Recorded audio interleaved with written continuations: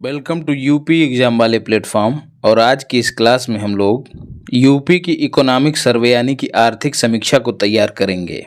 तो चाहे UP PCS हो या फिर यूपी ट्रिपल एससी या फिर यूपी की कोई अन्य परीक्षा, जो भी एग्जाम है और वो यूपी का है, समझ लीजिए कि वहाँ पर इकोनॉमिक सर्वे यानी कि आर्थिक समीक्षा और यूपी बजट से 1 से 2 क्वेश्चन पूछ ही लिए जाते हैं।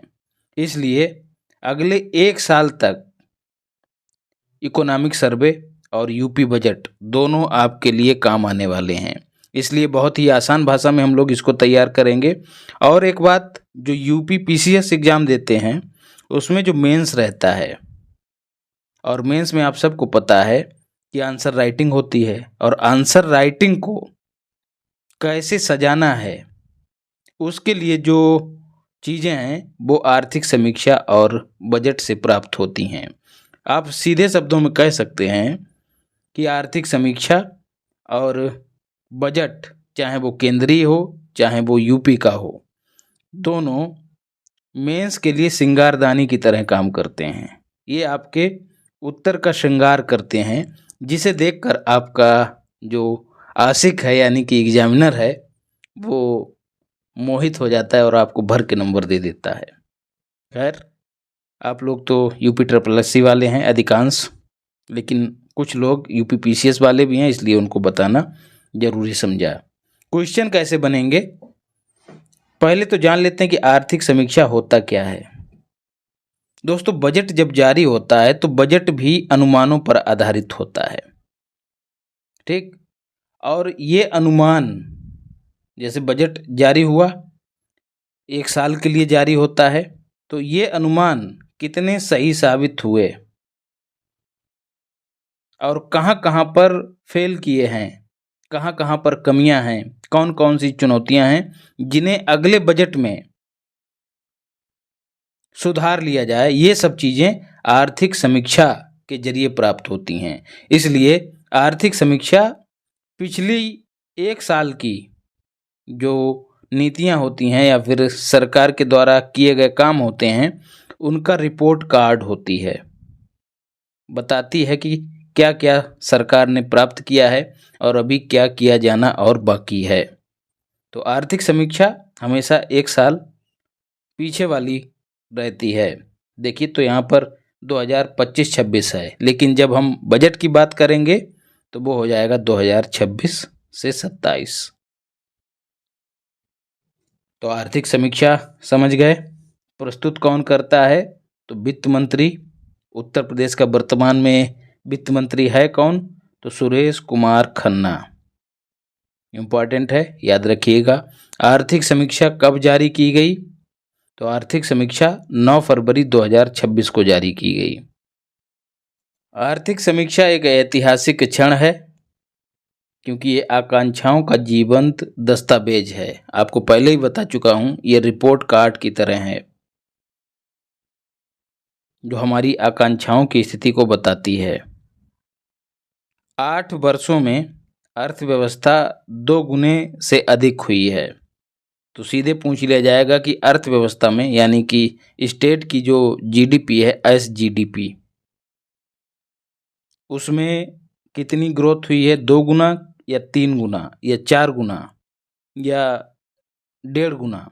इस तरह से ऑप्शन बना के तुमको फंसा सकता है। तो 2 गुना की वृद्धि दर्ज की गई है 2016-17 में, जहां पर एसजीडीपी 13.3 लाख करोड़ हुआ करती थी, वो 24-25 में बढ़कर 30.25 लाख करोड़ हो गई है। याद रखिएगा दोस्तों, यूपी भारत के ग्रोथ इंजन की तरह काम कर रहा है। इसकी जो ग्रोथ रेट है उसमें वार्षिक रूप से लगभग 11% की वृद्धि हो रही है। 16-17 में जहां उत्तर प्रदेश का राष्ट्रीय जीडीपी में योगदान 8.6% हुआ करता था, वो अब 24-25 में बढ़कर कितना हो गया है, 9.1%। मोस्ट इम्पॉर्टेंट है। ये जो पीछे हमने बदलाव देखे हैं, इनका आधार या फिर कहें कि इनका बेस क्या है। इनका बेस है उत्तर प्रदेश का ट्रिपल एस फार्मूला, सीधे पूछ लिया जाएगा कि ट्रिपल एस फार्मूला का संबंध किससे है, तो इसका संबंध इन्वेस्टमेंट से है। ठीक है, और उसमें भी एक एस का मतलब है सेफ्टी, और एक एस का मतलब है स्टेबिलिटी, और एक एस का मतलब है स्पीड। कोई कारोबारी अगर अपनी कोई कंपनी खोल रहा है या कोई यूनिट स्थापित कर रहा है तो उसकी सेफ्टी की जिम्मेदारी सरकार की है। यदि सरकार उसको बखूबी निभाएगी तब जाके वो काम कर पाएगा। ये नहीं कि माफिया पहुंच गए और उनको हड़काने धमकाने लगे कि हमारे हिसाब से काम करो, हमारे लोगों को रोजगार दो। तो सेफ्टी इन्वेस्टमेंट को बढ़ावा देने के लिए बहुत ज़्यादा ज़रूरी है। दूसरा एस है स्टेबिलिटी। सरकार ने अभी 2026 में कोई पॉलिसी बनाई, 27 में फिर से उसमें कोई चेंज ला दिया, फिर 28 में कोई चेंज ला दिया। तो ये जो कंपनी रहेगी ये परेशान हो जाएगी कि यार तुम्हारे 2026 में नियम कुछ और हैं, 2027 में कुछ और हैं, 2028 में कुछ और हैं, तो हम तुम्हारे हिसाब से कितना चेंज करें? हम प्रोडक्शन पे ध्यान दें कि यार तुम्हारी पॉलिसी पे ध्यान दें? तो स्टेबिलिटी भी एक मंत्र है जिसको सरकार इस्तेमाल की है और उसका परिणाम देखने को मिला है। स्पीड, जैसे कोई कंपनी स्थापित हो रही है या खोली जा रही है तो उसके लिए जो क्लियरेंस सिस्टम है उसको आसान किया गया। काहे के जरिए? निवेश मित्र के जरिए, सिंगल विंडो जो व्यवस्था है उसके जरिए। तो इससे क्या होता है? स्पीड बढ़ती है। तो ये ट्रिपल एस फार्मूला निवेशकों को राज्य के प्रति आश्वस्त करता है, और निवेशक यानी कि इन्वेस्टर राज्य में निवेश करते हैं। निवेश करेंगे तो रोजगार के अवसर बढ़ेंगे, रोजगार के अवसर बढ़ेंगे तो प्रोडक्शन बढ़ेगा, प्रोडक्शन बढ़ेगा तो स्टेट की जीडीपी बढ़ेगी। निवेश का नया गंतव्य, नया लक्ष्य क्या है? 50 लाख करोड़ के प्रस्ताव प्राप्त हुए हैं। पर कैपिटा इनकम के संदर्भ में पिछले 50 वर्षों का ऐतिहासिक बदलाव देखने को मिला है। गिरावट से उत्थान की ओर अग्रसर हुआ है उत्तर प्रदेश। पहले पर कैपिटा इनकम का राष्ट्रीय स्तर पर जो इनकम थी उससे अनुपात लगभग 82.4% हुआ करता था। उसके बाद ये लगातार घटता गया और घटने के बाद 2014-15 में इसे थाम लिया गया। उसके बाद से फिर से बढ़ोतरी दर्ज की गई। तो ये फैक्ट भी याद रखना है। प्रति व्यक्ति आय 8 वर्षों में 2 गुना बढ़ी है। कितनी? 2 गुना बढ़ी है। तो 16-17 में कितनी हुआ करती थी? 54,564 रुपये एक व्यक्ति की इनकम हुआ करती थी। उसके बाद 2024-25 में ये बढ़कर कितनी हो गई है? 1,09,844 रुपये। मतलब प्रदेश की प्रति व्यक्ति आय में अभूतपूर्व वृद्धि हुई है। अब लोगों की आय बढ़ेगी तो क्या होगा? खर्च भी बढ़ेगा। और ये खर्च किस पर होगा? ये खर्च वस्तुओं पर होगा, सेवाओं पर होगा। तो इससे क्या होगा? वस्तुओं और सेवाओं का उत्पादन बढ़ेगा। उत्पादन बढ़ाने के लिए क्या जरूरी है? श्रम, श्रमबल, वर्कफोर्स। उसके लिए क्या? रोजगार का सृजन किया जाएगा, और रोजगार का सृजन होगा तो उत्पादन डट के होगा, और रोजगार के सृजन से फिर से लोगों की आमदनी बढ़ेगी, और इस तरह से पूरा साइकिल इकोनॉमी का कंप्लीट हो जाएगा, और ऑल ओवर उत्तर प्रदेश की जीडीपी में वृद्धि होगी। 2025-26 के लिए अनुमान जीएसडीपी का लक्ष्य 36 लाख करोड़ रखा गया है। 24-25 में अभी हमने पीछे पड़ा है कि 24-25 में जीएसडीपी कितनी हो गई है? 30 लाख करोड़। 25-26 के लिए अनुमान 36 लाख करोड़ का है। ऐसे ही प्रति व्यक्ति आय जो अभी हमने पीछे पड़ी है उसका अनुमान 1,20,000 रुपए का है, याद रखिएगा। बाकी और ये इम्पोर्टेंट नहीं है। पीछे तो हमने साधारण पर कैपिटा इनकम की बात की थी, लेकिन अब जीडीपी के संदर्भ में जो पर कैपिटा इनकम है वो कितनी बढ़ी है? 61,142 रुपये से बढ़कर कितनी हो गई है? 1,26,304 रुपये। याद रखना है, ये ज़्यादा इम्पोर्टेंट नहीं है लेकिन दिमाग में डाले रखना। सेक्टर वाइज कंट्रीब्यूशन देख लेते हैं। कृषि और संबद्ध क्षेत्र का उत्तर प्रदेश की जीडीपी में योगदान 25.8% है, मोस्ट इम्पॉर्टेंट है ये। औद्योगिक क्षेत्र का 27.2% और सेवा क्षेत्र का 47%। तीनों को एकदम घोट के पी जाइएगा। वित्तीय शक्ति का विस्तार और जो बजट और पूंजीगत व्यय के संदर्भ में परिलक्षित होता है। बजट का आकार जहां 16-17 में 3.47 लाख करोड़ हुआ करता था, वो अब 24-25 में 8.33 लाख करोड़ हो गया है। इसमें भी 2 गुना की वृद्धि दर्ज की गई है। ये भी याद रखना है, कितने गुना की वृद्धि? 2 गुना की वृद्धि। और जब हम बजट पढ़ेंगे तो उसके आकार को अलग से पढ़ लेंगे।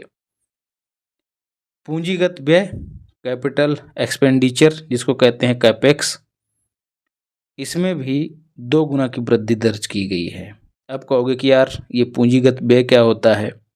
तो ऐसा व्यय, ऐसा खर्च जो सड़क, पुलिया, पुल, डैम, मशीनें खरीदने पर किया जाता है, उसको पूंजीगत व्यय कहते हैं। भूमि खरीदने पे किया जाता है। तो ये जब बढ़ेगा तो स्वाभाविक है कि लॉन्ग टर्म में इसका इफेक्ट देखने को मिलेगा। तो ये बढ़कर कितना हो गया है? जो 16-17 में 69.79 हजार करोड़ हुआ करता था, वो अब 147.7 हजार करोड़ हो गया है। मोस्ट इम्पॉर्टेंट फैक्ट है, इसको भी याद रखिएगा। तो इससे क्या होगा? सार्वजनिक निवेश को बढ़ावा मिलेगा, है नहीं? जब सड़क बढ़िया होगी, बिजली बढ़िया होगी और जो इंफ्रास्ट्रक्चर से संबंधित चीज़ें हैं वो बढ़िया होंगी, तो इन्वेस्टर इन्वेस्ट करने के लिए खींचा चला आएगा। राजकोषीय अनुशासन की बात करें तो पब्लिक डेट जीडीपी रेशियो, यानी कि जो ऋण है उसका राज्य की जीडीपी से जो अनुपात है वो घटा है। इसका मतलब क्या हुआ? जीडीपी बढ़ी है तभी तो अनुपात घटेगा। जब जीडीपी बढ़ेगी तो ऋण चाहे जितना लिया हो आपने, वो आपके लिए संकटदायक सिद्ध नहीं होगा। तो ये जो रेशियो है वो कितना हुआ है? 29.3% हुआ करता था 16-17 में, वो अब घटकर कितना हो गया है? 28%। मोस्ट इम्पॉर्टेंट है। राष्ट्रीय स्तर पर ये कितना है? तो 81.3%। तो एक यहाँ से स्टेटमेंट बन सकता है कि उत्तर प्रदेश का जो डेट जीडीपी रेशियो है वो राष्ट्रीय स्तर से कम है या फिर ज़्यादा है, इस तरह से भी स्टेटमेंट बन सकता है। और जो ग्लोबल एवरेज है वो कितना है? 92.8%। तो दोनों से उत्तर प्रदेश का जो रेशियो है वो कम है और कितना है? 28%।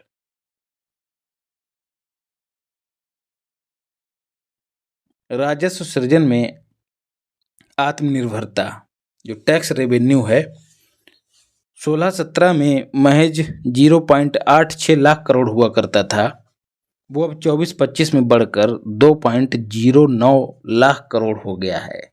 मतलब अब राज्य केवल केंद्र की ओर मुंह उठाए नहीं बैठा रहता है, अब अपने आप भी पैसा जुटाने लगा है। और कितनी बढ़ोतरी हुई है टैक्स कलेक्शन में? 2.5 गुना की बढ़ोतरी हुई है। राज्य का स्वयं का कर राजस्व वित्तीय स्थिरता का प्रमाण है। मतलब अब हम दूसरों की ओर ताकते नहीं रहेंगे, हम खुद पैदा कर रहे हैं। तो आपको ये धनराशि भी याद रखनी है और कितने गुना वृद्धि हुई है वो भी याद रखनी है टैक्स रेवेन्यू में। एग्रीकल्चर सेक्टर की बात करें तो कई ऐसे सेक्टर हैं जिसमें उत्तर प्रदेश अग्रणी है। खाद्यान्न उत्पादन में गेहूं, धान, गन्ना, आलू, आम, अमरूद, आंवला और मेंथा, जो आपको ठंडा रखने के लिए जो पाउडर वगैरह आते हैं और तेल वगैरह आते हैं उसमें पड़ता है। और यूपी स्पेशल में तुमको बता चुका हूँ कि इसका उत्पादन बदायूं और उसके आसपास के क्षेत्रों में अधिक होता है। तो इन सब के उत्पादन में उत्तर प्रदेश देश में पहली रैंक पर है। मत्स्यन उत्पादन में 115% की वृद्धि हुई है। दुग्ध उत्पादन में 33.6% की वृद्धि हुई है और इस वृद्धि के साथ पूरे देश में उत्तर प्रदेश का दुग्ध उत्पादन में पहला स्थान है। अंडा उत्पादन में 167% की वृद्धि हुई है और अंडा उत्पादन में पहले स्थान पे कौन है? तो आ से अंडा और आ से आंध्र प्रदेश पहले स्थान पे है। सिंचाई और फसल गहनता मोस्ट इम्पॉर्टेंट है भाई। सिंचाई क्षेत्र में विस्तार दर्ज किया गया है। 16-17 में 2.6 करोड़ हेक्टेयर ही भूमि सिंचाई की व्यवस्था से लैस थी या फिर सिंचाई की सुविधाएं वहाँ पर मौजूद थीं। अब ये जो एरिया है वो बढ़कर कितना हो गया? 2.76 करोड़ हेक्टेयर। कितनी वृद्धि दर्ज की गई? 60 लाख हेक्टेयर की। इससे क्या होगा? सिंचाई की सुविधा जब मिलेगी तो फसल बेहतर होगी, फसल बेहतर होगी तो किसान की आय बढ़ेगी। फसल सघनता जिसको क्रॉप इंटेंसिटी कहते हैं, एक ही खेत में कितनी अधिक से अधिक फसलें ली जा सकती हैं, इसी क्षमता को फसल सघनता कहते हैं। तो ये पहले 162.7% हुआ करती थी जो अब बढ़कर 193.7% हो गई है। मोस्ट इम्पॉर्टेंट है, एकदम इसको अपनी आंखों में फोटो खींच लेना। इसका कितनी ग्रोथ हुई है? तो 31% की। और ये किसका परिणाम है? उत्तर प्रदेश की योजनाओं का, फसल बीमा योजना का और जो भी योजनाएं छोटी मोटी चलाई गई उन सब का परिणाम है। बाकी ये चीनी उद्योग की बात की गई है, ये सब देख लेना अपने हिसाब से, इम्पोर्टेंट नहीं है ज़्यादा। किसान कल्याण रिकॉर्ड भुगतान दर्ज किया है किसानों ने, गन्ने से ही संबंधित है। भविष्य की कृषि सीड पार्कों की स्थापना की जाएगी। उत्तर प्रदेश में कृषिगत जलवायु क्षेत्र कितने हैं? 9। उनमें से जो 5 क्षेत्र हैं उनमें सीड पार्कों की स्थापना की जाएगी।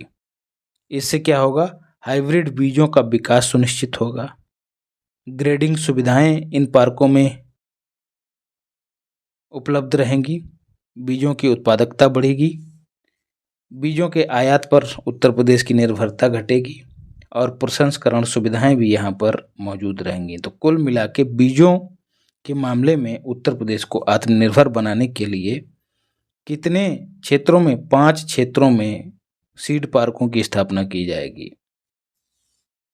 कारखानों में 2 गुना की वृद्धि दर्ज की गई है। जहां 16-17 में 14,169 कारखाने हुआ करते थे, अब नवंबर 2024-25 में इनकी संख्या बढ़कर 30,695 हो गई है। तो 2 गुने से अधिक की वृद्धि दर्ज की गई है। औद्योगिक प्रदर्शन की बात करें तो राष्ट्रीय स्तर पर सर्वश्रेष्ठ है।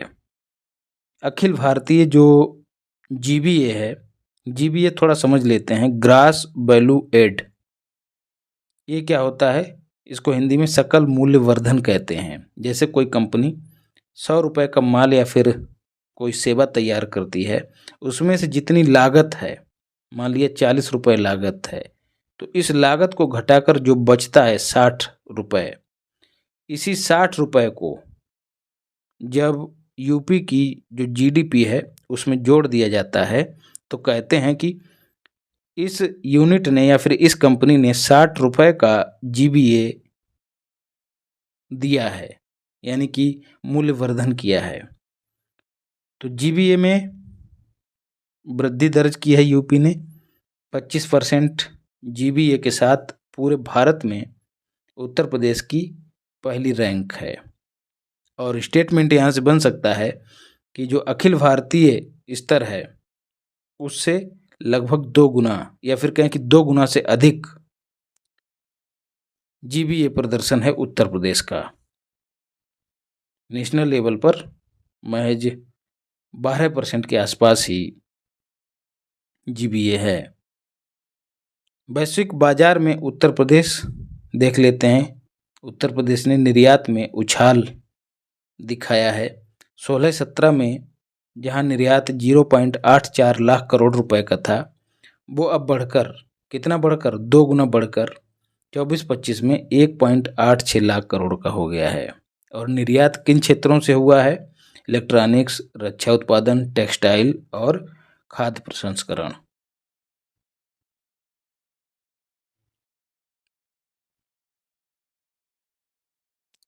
समग्र विकास उत्तर प्रदेश प्रगति रिपोर्ट, ये सब हवाबाजी है। निर्यात तैयारी सूचकांक 2024, एक्सपोर्ट प्रिपेयर्डनेस इंडेक्स 2024,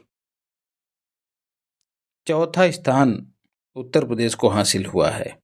मतलब कोई राज्य एक्सपोर्ट करने के लिए कितना तैयार है, तो स्वाभाविक है कि जो कोस्टल एरिया में राज्य रहेंगे वो अच्छा परफॉर्म करेंगे। ठीक है, तो इसमें महाराष्ट्र पहले स्थान पे है, दूसरा स्थान तमिलनाडु का है, तीसरा स्थान गुजरात का है। अच्छे से नोट कर लेना, ना केवल यूपी में पूछा जा सकता है बल्कि भारतीय संदर्भ में भी पूछा जा सकता है।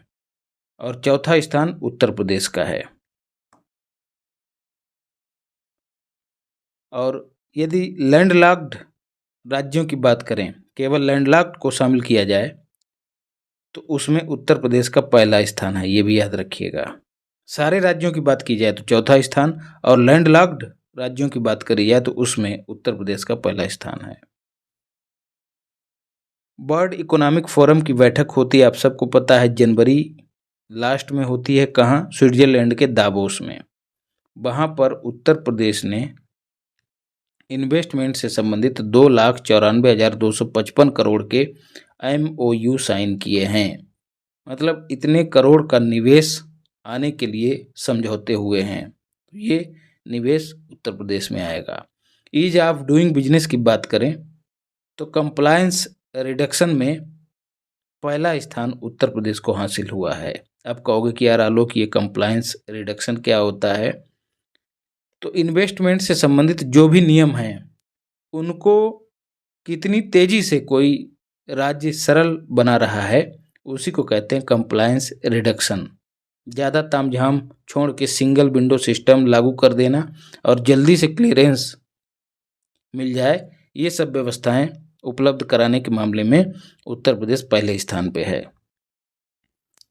इंफ्रास्ट्रक्चर की बात करें तो उत्तर प्रदेश में एक्सप्रेस वे अधिक होने की वजह से एक्सप्रेस वे प्रदेश कहा जाता है उत्तर प्रदेश को।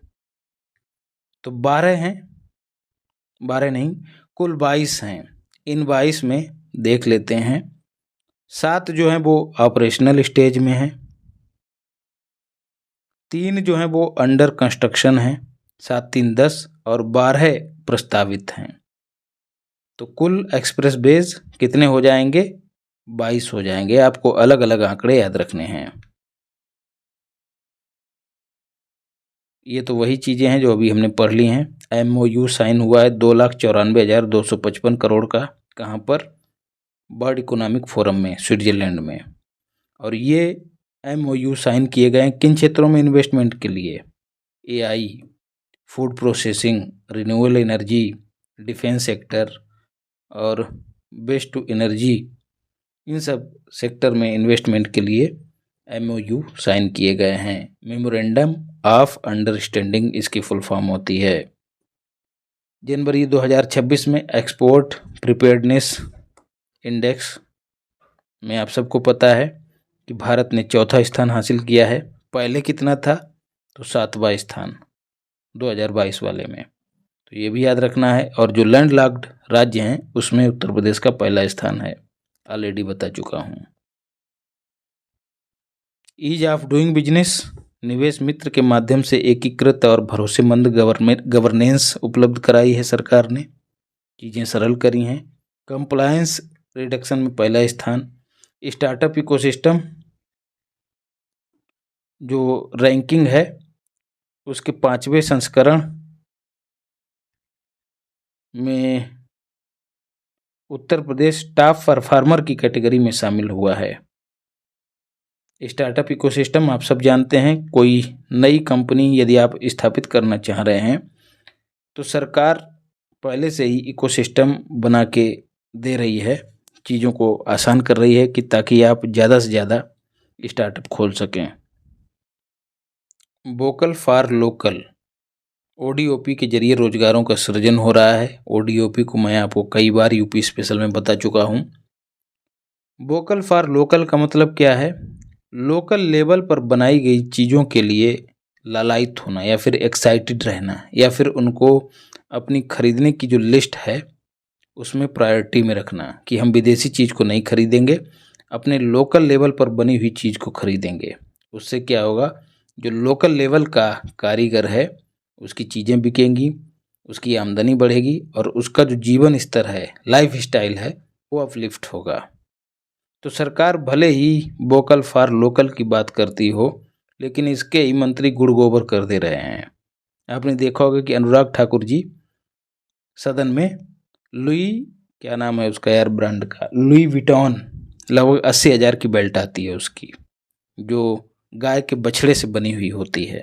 और ऐसे ही नहीं, बहुत निर्ममता के साथ बछड़े को जो है ट्रीट किया जाता है, तब उसका चमड़ा निकाला जाता है। और गाय का बछड़ा ही आपने देखा होगा कितना, मतलब आप उस पर हाथ फेरेंगे तो एक सुखद अनुभूति होगी आपकी, बहुत आनंद आता है। यदि आप घर में गाय रखे होंगे तो आपने इसका अनुभव हासिल किया होगा।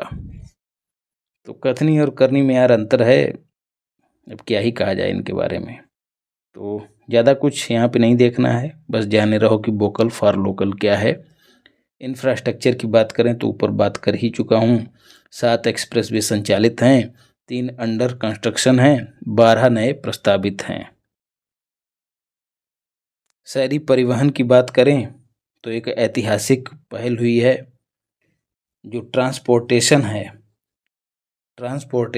शहरी क्षेत्र में, वहाँ पर पहली बार रोप वे का इस्तेमाल किया जा रहा है शहरी ट्रांसपोर्टेशन में। पहले क्या होता था, जो पहाड़ी इलाके हैं वहाँ पर इस तरह का रोप वे, यानी कि जो ये क्या बोलते हैं इसको, ट्रॉली, इनको पलकियाँ भी कहते हैं, तो ये पहाड़ों पर लगा दी जाती हैं, खम्बे उम्बे लगा के, बढ़िया से आप लोगों ने अनुभव किया होगा। तो अब शहरी जो ट्रांसपोर्टेशन है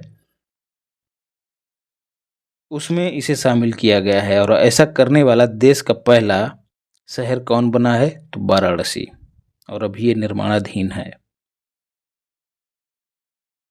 राज्य में 38 राज्य विश्वविद्यालय हैं और 52 निजी विश्वविद्यालय हैं, याद रखिएगा। मुख्यमंत्री अभ्युदय योजना 2021 में चलाई गई थी, आप सबको पता है। काहे के लिए? जो प्रतियोगी छात्र जिन प्रतियोगी परीक्षाओं की तैयारी करते हैं उनकी निःशुल्क कोचिंग इस योजना के तहत उत्तर प्रदेश सरकार द्वारा कराई जाती है। खेल अवसंरचना, 1 जनपद 1 खेल, 1 डिस्ट्रिक्ट 1 स्पोर्ट। कुल 72 जो जिले हैं वहाँ पर स्पोर्ट सेंटर बनाए गए हैं। मेजर ध्यानचंद खेल यूनिवर्सिटी मेरठ में निर्माणाधीन है, और sports science and injury management centre Lucknow में गुरु गोविंद सिंह जो स्पोर्ट्स कॉलेज है वहाँ पर खोला गया है, ये भी याद रखिएगा। नारी शक्ति की बात करें तो 0 टॉलरेंस की नीति अपनाई जाती है। सेफ सिटी परियोजना किससे संबंधित है? सेफ सिटी परियोजना महिलाओं की शहर में सुरक्षा से संबंधित है। इसके लिए इंफ्रास्ट्रक्चर बनाया गया है, जैसे सीसीटीवी लगाए गए हैं, पुलिस बीट जो महिला गश्ती दल है उनकी तैनाती की गई है, एंटी रोमियो स्क्वाड तैनात किए गए हैं। तो इससे क्या है, महिलाओं की सुरक्षा सुनिश्चित होती है। योजना का नाम क्या है? सेफ सिटी परियोजना। उत्तर प्रदेश सुगम्य व्यापार अधिनियम 2025, महिलाओं को जो औद्योगिक कार्य हैं उन्हें नाइट शिफ्ट में पुरुषों के समान अवसर मिल रहे हैं कि अगर पुरुष रात में काम कर रहे हैं तो महिलाएं भी करेंगी। तो यह प्रावधान किस में आया है? उत्तर प्रदेश सुगम्य व्यापार अधिनियम 2025। सुरक्षा और स्वास्थ्य सेवाओं के साथ। ऐसा नहीं कि रात में काम कर रहे और उनका शोषण हो रहा है। मुख्यमंत्री कन्या सुमंगल योजना 2019 में शुरू हुई थी। जो बच्ची है उसके जन्म से लेकर उसकी शिक्षा तक वित्तीय सहायता उपलब्ध कराई जाती है। बालिकाएं लाभान्वित हुई हैं इससे, आंकड़ा याद नहीं रखना है। मुख्यमंत्री सामूहिक विवाह योजना, जो गरीब लड़कियां हैं, कन्याएं हैं, उनका विवाह सरकार करा रही है अपने पास से पैसा देकर। विवाहों की संख्या लगभग 5 गुना और व्यय 7 गुना बढ़ा है। और ये योजना शुरू कब हुई थी? 2017 में। इसके तहत पहले 51,000 रुपये दिए जाते थे और अब बढ़ाकर पिछले बजट में ये बढ़ाया गया है, 1 लाख रुपये कर दिया गया है। तो सामूहिक विवाह योजना 2017 में विवाह होगा, उसके बाद कन्या का जन्म होगा तो कन्या सुमंगल योजना 2019 में बाद में लॉन्च की गई। ऐसे जोड़ के याद रखिएगा। ये सब सामाजिक न्याय छोड़ दीजिएगा। छात्रवृत्ति में वृद्धि हुई है। उत्तर प्रदेश, ये सब छोड़ना है। अगला है connectivity. Express way, Purvanchal, Bundelkhand और गंगा एक्सप्रेस वे से विकास को नई रफ्तार मिली है। राष्ट्रीय राजमार्ग, लगभग 90 नेशनल हाईवे जो हैं वो उत्तर प्रदेश से गुजरते हैं और नेशनल हाईवेज की संख्या में उत्तर प्रदेश का पूरे भारत में दूसरा स्थान है। अब सवाल बनता है कि यार पहले स्थान पे कौन है? तो पहले स्थान पर महाराष्ट्र है। रेल नेटवर्क की बात करें तो देश का सबसे बड़ा रेल नेटवर्क उत्तर प्रदेश के पास है। फ्रेट कॉरिडोर, 1050 किलोमीटर से अधिक लंबा फ्रेट कॉरिडोर उत्तर प्रदेश से गुजरता है। टोटल कॉरिडोर की लंबाई कितनी है? 1839 किलोमीटर के आसपास, इतनी ही है। एक बार चेक कर लीजिएगा। फ्रेट कॉरिडोर मतलब सामान ढोने वाला एक कॉरिडोर जो पश्चिम बंगाल को गुजरात के सूरत से जोड़ता, गुजरात से नहीं, पंजाब से जोड़ता है। ठीक, पंजाब से पश्चिम बंगाल को जोड़ता है। तो सीमेंट, कोयला वोयला जो है इस कॉरिडोर के जरिए जो मालगाड़ियां हैं उनके द्वारा एक राज्य से दूसरे राज्य में भेजा जाएगा। एविएशन सेक्टर की बात करें तो 5 अंतर्राष्ट्रीय हवाई अड्डों वाला देश का पहला राज्य है उत्तर प्रदेश। राज्य में कुल 24 हवाई अड्डे बनाने का लक्ष्य रखा गया है। इन 24 में 16 हवाई अड्डे जो हैं वो ऑपरेशनल स्टेज में हैं, मतलब चालू हैं। इन 16 में 12 घरेलू हैं और 4 अंतर्राष्ट्रीय वाले हैं। 4 अंतर्राष्ट्रीय कौन कौन से हैं इनके तुम्हें नाम याद रखने हैं। एक है कुशीनगर, एक है लखनऊ, एक है वाराणसी और एक है अयोध्या। वाल्मीकि अंतर्राष्ट्रीय हवाई अड्डा, तो ये 4 अंतर्राष्ट्रीय हैं। 5वां जेवर वाला वो निर्माणाधीन है। जब ये बन जाएगा तो 5 अंतर्राष्ट्रीय हवाई अड्डे उत्तर प्रदेश में हो जाएंगे और इतनी संख्या वाला ये देश का पहला राज्य बन जाएगा। मेट्रो विस्तार की बात करें तो 4 शहर नोएडा, लखनऊ, कानपुर और आगरा यहाँ पर संचालित अवस्था में है मेट्रो, और 4 शहर वाराणसी, गोरखपुर, मेरठ और प्रयागराज यहाँ पर प्रस्तावित है, मतलब यहाँ पर मेट्रो लॉन्च की जाएगी। बात करते हैं RRTS की, तो रीजनल रैपिड ट्रांजिट सिस्टम नाम से ही जाहिर हो रहा है क्षेत्रीय लोगों को एक साथ जोड़ना, परिवहन के जरिए जोड़ना। मेट्रो में क्या क्या होता है? मेट्रो किसी एक बड़े शहर में ट्रेन की सुविधा उपलब्ध कराती है ताकि लोग एक जगह से दूसरी जगह कम पैसे में, कम समय में आसानी से पहुंच सकें। लेकिन जब बात आती है 2-3 शहरों की, खासकर ऐसे शहरों की जो ज़्यादा कचकच वाले इलाके में होते हैं, तो देश में दिल्ली के अशोक नगर से मेरठ साउथ के बीच RRTS के तहत नमो भारत ट्रेन का संचालन प्रारंभ किया गया है।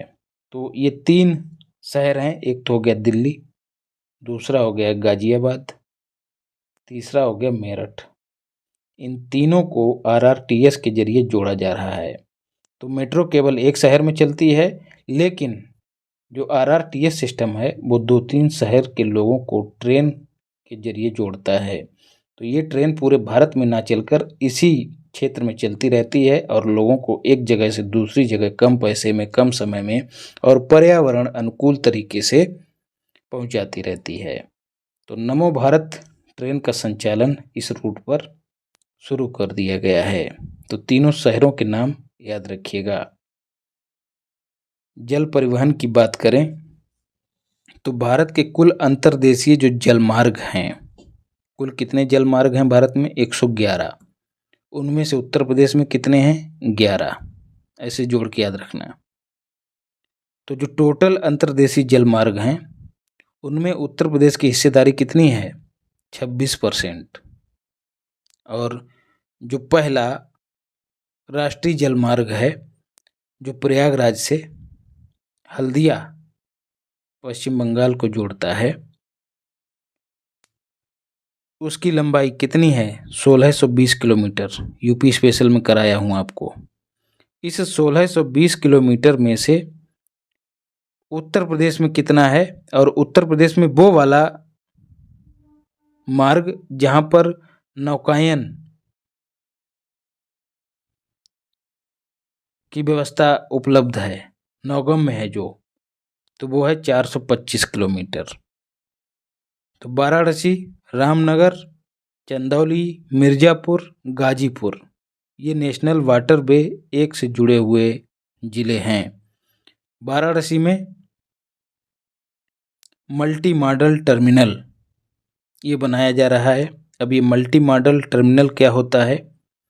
एक ऐसा पॉइंट या फिर कहें कि टर्मिनल या फिर छोर जहाँ पर सामान परिवहन के एक माध्यम से दूसरे माध्यम के जरिए अन्य हिस्सों में भेजा जाता है।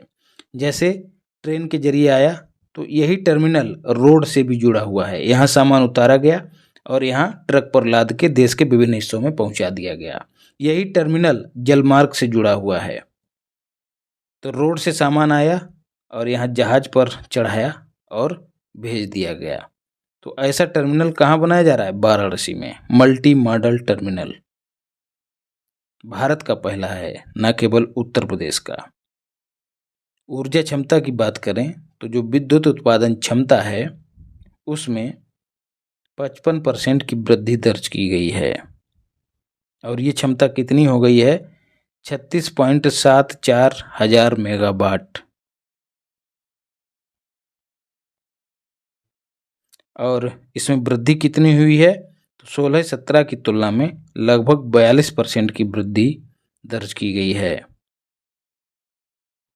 हरित ऊर्जा की ओर संक्रमण की स्थिति में है उत्तर प्रदेश। तो जो अभी हमने ऊपर बात की है, कितनी क्षमता है? 36,000 मेगावाट। उसमें सोलर एनर्जी का योगदान कितना है? 27%, जो पहले 23% हुआ करता था। तो चाहे जैसे स्टेटमेंट बना दे, तुम्हें फंसना नहीं है। तो सोलर एनर्जी का योगदान भी उत्तर प्रदेश में बढ़ा है। नवीकरणीय योजना यानी कि नवीकरणीय ऊर्जा जो पहले 5 मेगावाट हुआ करती थी क्षमता उत्तर प्रदेश की, वो बढ़कर 9.8 हजार मेगावाट हो गई है, लगभग 10,000 मेगावाट। शहरीकरण और नए शहरों की बात करें तो शहरीकरण उत्तर प्रदेश की जनगणना में हमने देखा है कि 22.3% है। वो 2026 में 27.6% होने का अनुमान है और 2046 तक 35.8% होने का अनुमान है। औद्योगिक केंद्र जिस तरह से नोएडा है, new Okhla industrial development authority, उसी तर्ज पर बीडा, बुंदेलखंड इंडस्ट्रियल डेवलपमेंट अथॉरिटी, इसका विकास किया जा रहा है। सेवा क्षेत्र की बात करें तो नोएडा को आईटी हब के रूप में विकसित किया जा रहा है। लखनऊ को भारत की पहली एआई सिटी के रूप में विकसित किया जा रहा है और कानपुर को ड्रोन हब के रूप में और इनोवेशन के रूप में विकसित किया जा रहा है। पर्यटन की बात करें तो उत्तर प्रदेश में कुल 156 करोड़ के आसपास पर्यटक आए हैं। 2025 का अनुमान है, 25-26 का। 2024 में ये 64 यानी कि लगभग 65 करोड़ के आसपास थे, जो 2025 में 2.5 गुना के आसपास बढ़े हैं, यानी कि 2.4 गुना। कारण क्या है? महाकुंभ। अब सवाल पूछा जा सकता है कि महाकुंभ में कितने पर्यटक उत्तर प्रदेश में आए, उन्होंने डुबकी लगाई, तो 66.3 करोड़। इसको यहाँ पर ऐड कर लेना। वित्तीय समावेशन की बात करें, फाइनेंशियल इंक्लूजन, तो इसका मतलब होता है समाज के अंतिम पायदान पर खड़े बुधई, ननकऊ, मुख्तार सिंह, उन सब को बैंकिंग सिस्टम से जोड़ देना वित्तीय समावेशन कहलाता है। इस क्षेत्र में उत्तर प्रदेश ने विशेष उपलब्धि हासिल की है, लगभग 10 करोड़ खाते खोलने के साथ। कौन से खाते? जनधन खाते। 10 करोड़ खाते खोलने के साथ उत्तर प्रदेश पहले स्थान पे है। 28 अगस्त 2014 को जनधन योजना की शुरुआत की गई थी वित्तीय समावेशन को बढ़ावा देने के लिए, और इसकी टैगलाइन क्या थी? मेरा खाता भाग्य विधाता। ऋण जमा अनुपात की बात करें, इसमें वृद्धि हुई है 60.39%। मतलब क्या है? सीधे सीधे समझिए कि 100 रुपये यदि बैंक के पास हैं तो इन 100 में से बैंक ने 60 रुपये जो हैं वो लोगों को उधार दे दिए हैं। कहा जाओ व्यापार करो जाके, उत्पादन करो जाके, राज्य की जीडीपी बढ़ाओ। तो यही जो 60 रुपये हैं, 40 की तुलना में ये 60 रुपये जो हैं वो बैंकों ने इकोनॉमी में प्रवाहित कर दिए हैं। तो जो ऋण जमा अनुपात है वो बढ़ा है, कितना हो गया है? 60.39%। तो ये राज्य की बेहतर स्थिति को दर्शाता है। पेट्रोल डीजल की बात करें तो उत्तर प्रदेश में जो वैट लगता है, टैक्स लगता है, वो पेट्रोल पर लगभग 19% है और डीजल पर लगभग 10% है। पूर्वोत्तर जो नॉर्थ ईस्ट के राज्य हैं, यदि उनको छोड़ दिया जाए तो उत्तर प्रदेश में सबसे सस्ता पेट्रोल डीजल है। अग्रणी नेतृत्व जनधन योजना के मामले में पहले स्थान पर है। अंतर्राष्ट्रीय हवाई अड्डों की संख्या में उत्तर प्रदेश पहले स्थान पे है। रेल नेटवर्क में पहले स्थान पे है। सड़क नेटवर्क में दूसरे स्थान पर है। बीसी सखी नेटवर्क में पहले स्थान पे है।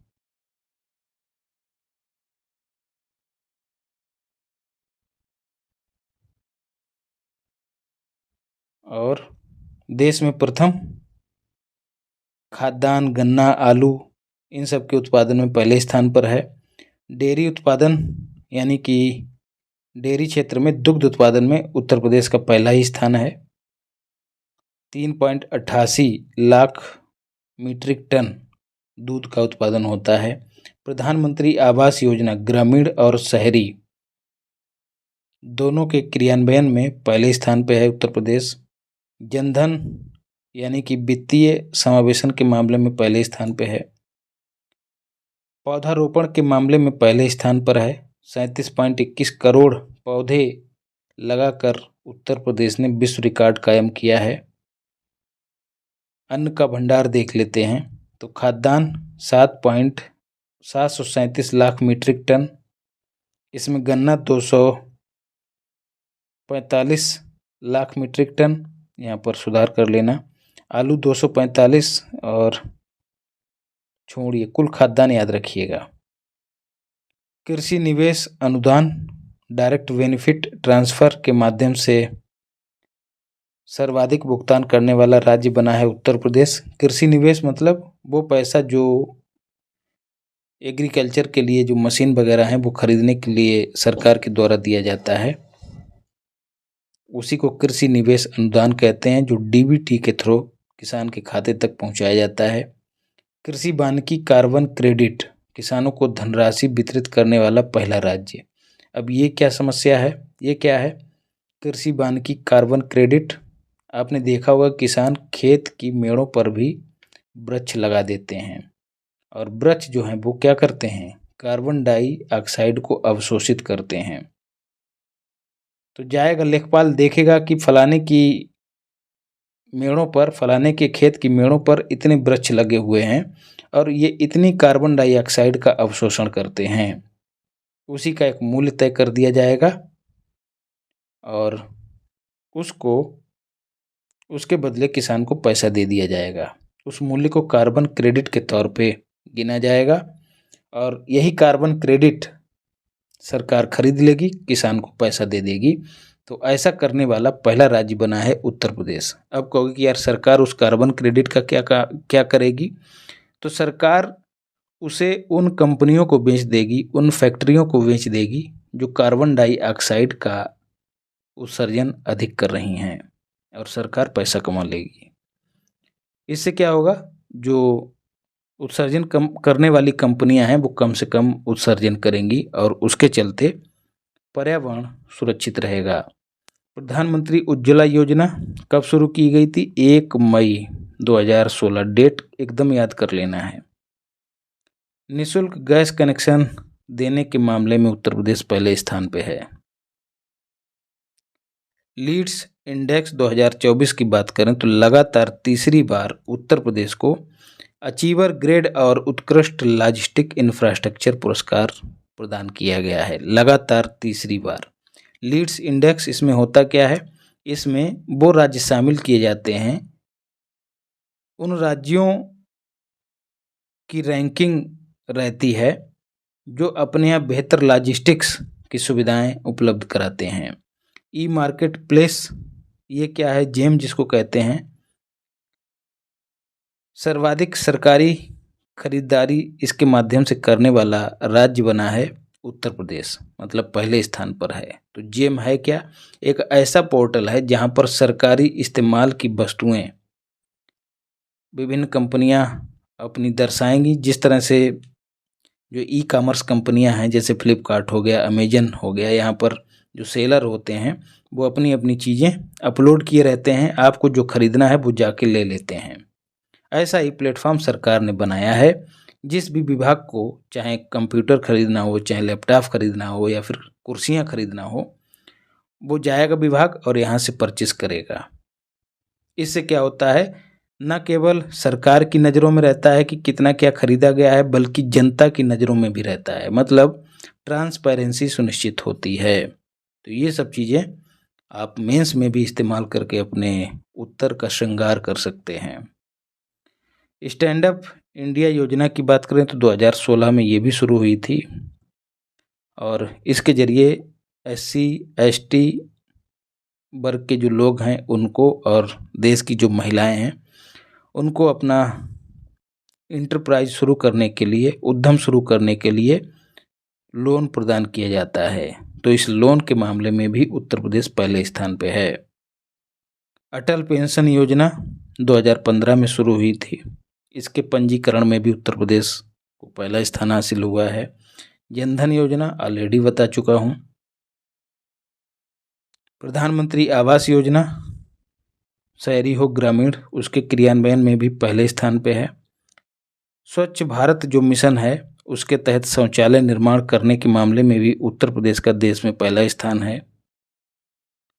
आयुष्मान कार्ड, आयुष्मान भारत की बात करें तो उसके कार्यान्वयन यानी कि कार्ड बनाए जाने के मामले में भी उत्तर प्रदेश पहले स्थान पर है।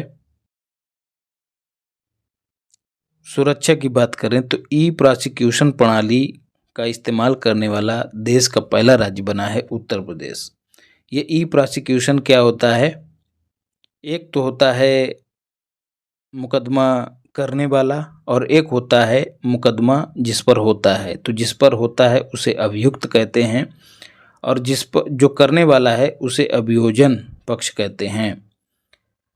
तो ई प्रोसिक्यूशन, तो जो अभियोजन पक्ष है वो मुकदमा करने के लिए इंटरनेट यानी कि जो डिजिटल व्यवस्था है डिजिटल सिस्टम है उसका इस्तेमाल कर सकता है, जिससे उसका खर्च कम आता है, चीज़ें तेज़ी से हो जाती हैं, केस की सुनवाई तेज़ी से होने लगती है। तो इस सिस्टम को लागू करने वाला देश का पहला राज्य बना है उत्तर प्रदेश। अयोध्या दीपोत्सव आप सब जानते हैं 26.17 लाख दीप जलाकर गिनीज वर्ल्ड रिकॉर्ड बनाया है उत्तर प्रदेश ने। तो ये संख्या भी याद रखिएगा। लखनऊ राज्य राजधानी की बात करें तो जिस तरह से दिल्ली में एनसीआर है, नेशनल कैपिटल रीजन, उसी तर्ज पर उत्तर प्रदेश में स्टेट कैपिटल रीजन का विकास किया जा रहा है। और इसके लिए मैंने आपको एक ट्रिक बताया था, हर्षु का लब। हर्षु का लब अब केवल लखनऊ में नहीं बल्कि अन्य और 5 जिलों में घूमेगा, स्कूटी से घूमेगा, मजा करेगा। तो H for Hardoi, R for Raebareli, S for Sitapur, U for Unnao और L फॉर क्या होगा यार, लखनऊ, और B फॉर बाराबंकी। तो कुल 6 जिले SCR में शामिल हैं। और ये 6 जिले कितना एरिया कवर करेंगे तो 26,756 स्क्वायर किलोमीटर। मोस्ट इम्पॉर्टेंट है, याद रखिएगा। इंडिया स्किल रिपोर्ट की बात करें तो इसके अनुसार उत्तर प्रदेश संख्यात्मक कौशल के मामले में 80.12% के स्कोर के साथ पहले स्थान पे है। मतलब यहाँ के जो लोग हैं उनको गुणा गणित यानी कि जो गणितीय संक्रियाएं हैं वो खूब अच्छे से आती हैं।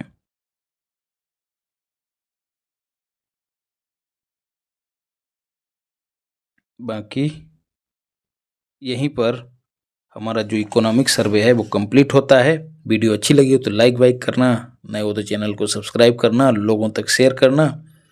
और अगली वीडियो में हम लोग बजट को लेकर मुखातिब होंगे। धन्यवाद।